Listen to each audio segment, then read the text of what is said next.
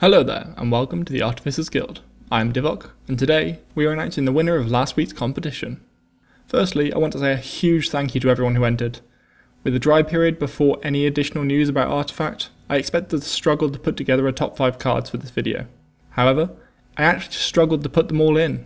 So while today I am bringing you the 5 cards that scored the highest, bear in mind that there were loads of fantastic entries who will all be left in the description as well as in the associated thread over on Reddit. So let's get into it. 5th place was highly contested. We had several card sets all scoring 7 points in our subsystem, but in the end we decided the final spot in this video would go to the other Steven guy's Tinker. Tinker is a 3 attack, 0 armor and 4 health blue hero with an ability called Offense is the best defense. Each turn, this reactive ability will deal 1 damage and disarm the unit directly opposite Tinker. Now while this can be cleansed by moving your unit, it effectively means Tinker can only be hit from the sides. While this has low base stats to compensate, this directly affects his balance score. Tinker's premier card is Rearm. As soon as I saw the title for this card, I was excited.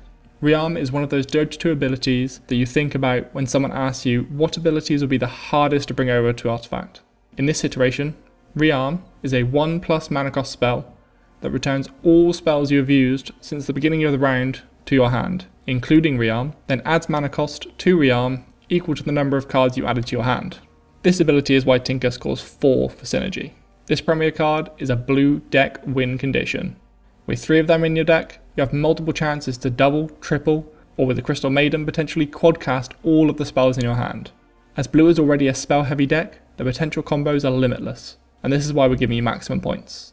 The same goes for uniqueness. I've fallen in love with this premier card, and I really hope we get something similar to this mechanic in the game, as it completely beats through the skill ceiling to let players compete on an entirely new level. The flashy plays we could see develop from a card like this are enough to get me excited about Artifact esports too, and this is just a fan-made card that placed 5th in our overall list, a full 3 points for uniqueness. It is, however, the Tinker hero card that falls short here.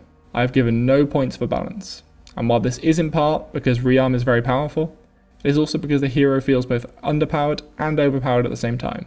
Being a blue hero at 3, 0 and 4, you are food for most decks. But at the same time, a disarm that procs every turn is overly annoying, and I don't think it would last long in the full game. 0 points for balance. Our final category is story. Now for some reason I almost led myself to believe that the hero power name, Offense is the best defense, was some sort of voice line from Tinker in Dota 2. But after some solid googling, I couldn't find any concrete proof that it was. So 0 points for now, but if I am wrong and there truly is a voice line out there, you can move up to 4th place with 1 point for story. Speaking of 4th, it's about time we reveal our next set of cards. This is the first of our custom hero cards that did not yet exist in the world of Dota. So let me introduce you to Red Wayland's Princess and her loyal champion, who also scored 7 points. Princess herself is a 1 attack, 0 armor and 3 health black hero with an ability called In Distress. At the beginning of each round, this creates the princess's champion to the left of the princess, so long as he is not already in the field. While he is on the field, any damage done to the princess is done to the champion instead. The princess's champion is a 3 attack, 1 armor and 5 health black unit, with an ability of its own called the Champion's Promise. This ability grants the champion +1 attack and armor for each time it has been recreated. So after 2 deaths, the champion would summon for the 3rd time, with 5 attack, 3 armor and 5 health. The premier card, Coin of the Realm, is sadly the only reason this card is earning any synergy points. In direct contrast to the 5th place Tinker, the princess and her champion have little synergy with the rest of the black cards. And even if you were to pair them with another colour, you'd struggle to find an easy combo with them, outside of perhaps green's buffing abilities. So how did they get 2 points for synergy at all? Well, black cards are designed to kill heroes. They are assassins. And with that comes a hefty amount of gold. Their premier card, Coin of the Realm, lets you purchase enemy creeps for the cost of their remaining health. An inventive way of using gold. The other 2 cards score well in other categories though. 3 for uniqueness, 1 point for each card seems appropriate, right?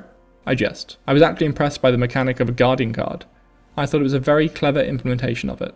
Only 1 point for balance though. I do like the low stats of the princess, but the champion has to start with 0 armor, or you have to scale his health and not his armor from his effect. Armor is potentially the best stat in the game. Gaining it like this would be far too strong. Finally 1 point for story. You might ask why. These characters have vague names, there's no mention of any particular princess or her champion in Dota as of yet. Well, many heroes go by their aliases to hide their true identities, for one reason or another. So this part fits right in if you ask me. We have yet another new hero at third. Pekrott and his rabble of rampaging Rashakks take the next spot, thanks to the creativity of Aquarigia. Pekrott is a 4 attack, 4 armor, and 7 health blue hero, with an ability called Summon Rashakks. This ability summons a 0 attack, 0 armor, and 4 health Rashakk creep every time the enemy casts a spell in this lane, for the first 2 turns that it is active. This can assumably be refreshed when the hero goes to the fountain, or even switches lane. His premier card, Rashakks Revenge, should be a blue spell card that likely grants all of your heroes and Rashakks 40% extra damage during this battle phase. I understand English isn't everyone's first language, by the way, so a quick thank you to everyone who translated their cards into something I can actually read. The more I looked at these cards, the more I liked them. They could have easily made it to second. It was just hindered a little by its balance, so 8 points overall go to Peckrot. Now let's take a look at the breakdown. We gave him 3 out of 4 for synergy. In a blue deck, it seems as though control is everything. So if the enemy is out-controlling you, then there is nothing left but to lose. This is where Peckrot comes in. He's an anti-control measure that can be added into any part blue deck to keep it afloat against any full control pure blue decks. Everything about this card seems to fit perfectly into a 2 or 3 colour deck. Pekrot himself is a bulky figure and will work anywhere, but his Rashakks are the true source of strength. Using this alongside green buffing units or red buffing spells would make for a perfect combination. Just like the last custom hero, we'll give him maximum points for uniqueness here, and not just because of the sheer creativity it takes to craft a new hero, but to create an entirely new creep alongside it, with a fancy new ability to summon them that only works for the first 2 turns, is unlike anything we've seen so far. With so much to balance, we feel like 1 point is due, if not purely because we pity the poor soul, who came up with all of this creative content only to then try and balance it according to the game so far. We think that if anything, it is a little strong, particularly the 40% buff to heroes attacks from the premier card, as well as the base armor of Pekrot himself. Perhaps make it double the Rashakks damage only, and 1 or 2 armor, and you have a much better scenario. Finally, the story points. You guessed it, they get a point here. But not just because they created a character. No, they added this character into the lore of the Dota world itself. In some notes from the creator, they mention that Peckrot is a member of the Tyler estate, a group of people looking to oust the evil that is magic from this world. Currently we know Anti-Mage and Silencer to be among its members, and I see Pekrot being a good fit. Our entry into second place also scored a total of 8 points. This time it is a version of a hero that already exists in Dota 2 though, and perhaps a fan favourite that I imagine will have to make an appearance in Artifact, sooner or later. Pudge, by Reddit use it, Salzera. Pudge is a 4 attack, 0 armor and 8 health black hero, with an ability called Dismember. Now this was originally a different ability, but Salzera decided to change it, and I couldn't agree more, because this version fits in so much better with the hero. Dismember stops the enemy that is opposing Pudge from moving. It can now only move after Pudge himself has moved from that position. This makes even more sense when you see it in conjunction with Pudge's premier card, Meat Hook. This 3-cost spell pulls the nearest enemy unit from another lane into yours, dealing 2 damage. Personally, I think this should also pull the unit directly in front of Pudge, removing some RNG and synergizing with your passive, but that wasn't stated on the card. With this in mind, we'll give the card 3 points for synergy. The entrant missed a little trick with leaving so much RNG in the premier card, but otherwise this is a great addition to the black decks. Currently they appear to be great at taking down units and dealing massive damage to structures. However, so many other colours have excellent mobility. Pudge is here to counteract that, to keep your prey well and truly in sight, so long as Pudge does the same. So many cards have this innate ability to move around an excessive amount, even some of the cards we've looked at today. You'll notice the same uniqueness, I know, quite the oxymoron, between Pudge and the winner of the competition, keeping the enemy where you can see them, but still offering counterplay. Scores Pudge maximum points for both uniqueness and balance.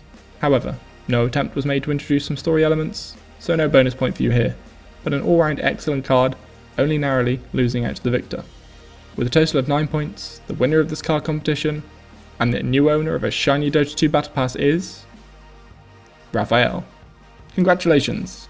Your Disruptor card won a total of 9 points, and thoroughly impressed me. Disruptor is a 3 attack, 0 armor and 5 health green hero, with an ability called Glimpse.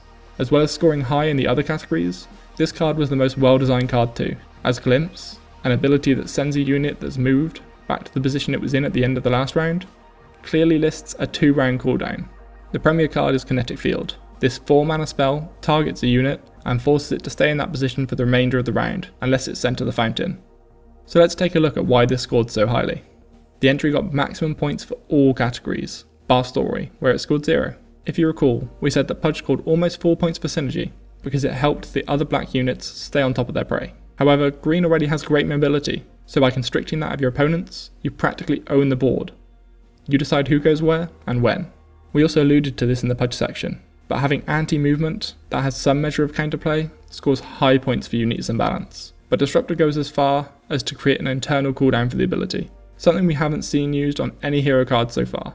In terms of balance, they found the perfect level to put this card at. As well as there being any counterplay to his ability, Disruptor has been set very low base stats, as he is a green unit.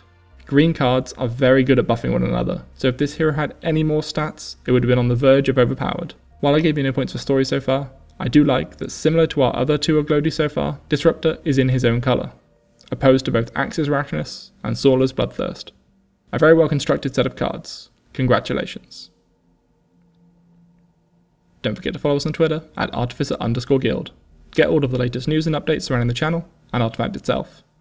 You can also like and subscribe, as it will really help our channel grow into the community we're looking to build here. I have been Divok of the Artificers Guild, and we'll see you next time.